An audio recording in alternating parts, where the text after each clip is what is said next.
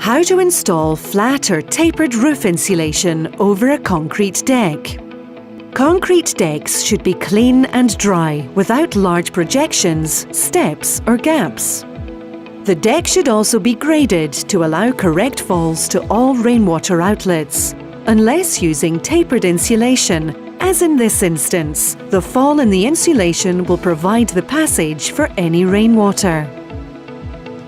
If the insulation boards are to be bonded down, the concrete or screeded surface should be suitably primed prior to the application of the vapour control layer.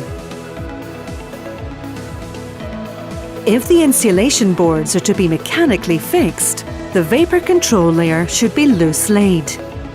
Where one run of the vapour control layer laps another, there should be a minimum of 150 mm side and end overlaps, which should be adequately sealed. Turn up the vapour control layer at the edge of the roof. Bonded boards should be adhered with a suitable adhesive, applied over the vapour control layer. Mechanically fixed boards should be secured to the concrete deck using suitable fixings. Insulation boards should be laid brake bonded and with joints lightly butted. There should be minimal gaps at abutments. Roof light or ventilator curbs should always be insulated to the same standard and with the same thickness of insulation as the general roof area.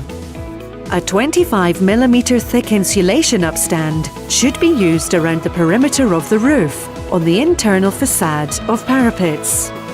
A minimum distance of 300 mm should be maintained between the top of the insulation upstand and the bottom of the horizontal roof insulation.